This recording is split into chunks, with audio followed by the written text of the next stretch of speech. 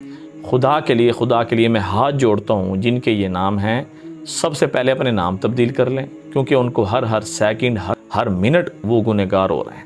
اور بعض لوگ وہ ان کا کیا بنے گا جو انہی شرکیہ ناموں کے ساتھ مر گئے، قبر میں چلے گئے، مٹی میں دب گئے۔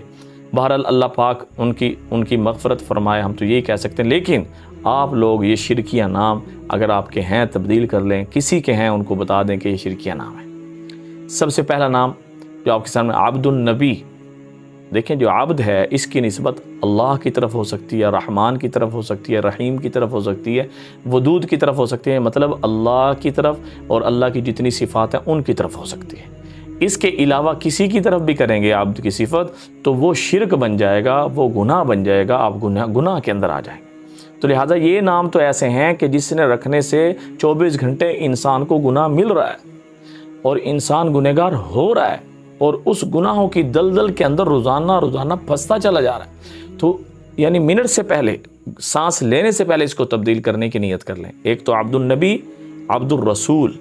عبد الرسول بھی نہیں رکھنا چاہیے، کیونکہ رسول کا بندہ تو کوئی بھی نہیں ہوتا، اللہ کے بندے ہم سارے کے سارے، اس نے ہمیں پیدا کیا ہے۔ نبی کے، رسول کے ہم امتی ہیں، بندے نہیں ہیں۔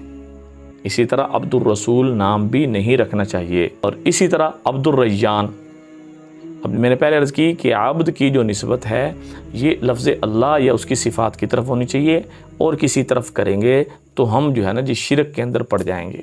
عبد الریان، ریان کیا ہے؟ اس دروازے کو کہتے ہیں کہ جو روزے داروں کے لیے مخصوص ہے۔ تو اب عبد الریان روزے داروں کے لیے جو مخصوص دروازہ ہے، جس میں سے کل قیامت کے دن فیصلے کے بعد روزے دار ہنستے ہوئے داخل ہو جائیں گے، اس دروازے کا بندہ۔ دیکھیں کتنی غلط بات ہے، یہاں پہ عبداللہ، اللہ کو دو نام بڑے پسند ہیں، عبداللہ اور عبد الرحمن، یہ بہت زیادہ پسند ہے۔ ہاں جی، تو اسی طرح عبداللہ، عبد الرحمن رکھیں، یہ عبد الرسول، عبد النبی اور عبد الریان یہ بالکل نہ رکھیں۔ اس کے ساتھ علی بخش نام رکھنا، محمد بخش نام رکھنا۔ پہلے علی بخش کیا مطلب؟ علی کا بخشا ہوا، محمد کا بخشا ہوا، یعنی گویا کہ اس جگہ یہ جو نام رکھا گیا علی کو خدا بنا دیا گیا اور محمد کو خدا بنا دیا گیا۔ حالانکہ محمد صلی اللہ علیہ وسلم ہمارے نبی ہیں، حضرت علی رضی اللہ تعالیٰ عنہ دماد رسول ہیں، ان کا ایک اپنا مقام ہے جس مقام کو کوئی نہیں لے سکتا۔ حضرت علی رضی اللہ تعالیٰ عنہ سے جس نے بغض کیا، اللہ بھی اس سے بغض رکھتے ہیں، اللہ کے نبی بھی بغض رکھتے ہیں، ساری مخلوقات اس سے بغض رکھتی ہے، اس میں کوئی شک نہیں۔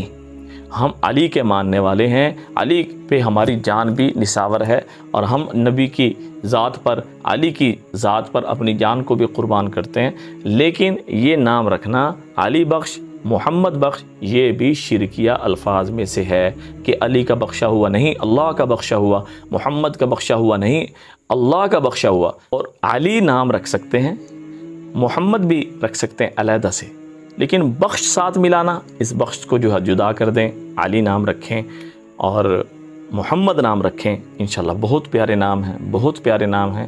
تو انشاءاللہ تعالی اگر ہم یہ ناموں سے بچیں گے تو ان کے جو برے اثرات ہیں جو ہماری زندگی پر اثر انداز ہوں گے اس سے محفوظ رہیں گے، آگے مستقبل میں جو اثرات ڈلنے تھے ان سے محفوظ رہیں گے، اللہ پاک کی طرف سے خیریں مقدر رہیں گی۔ دعاؤں میں یاد رکھیں۔ السلام علیکم ورحمۃ اللہ وبرکاتہ۔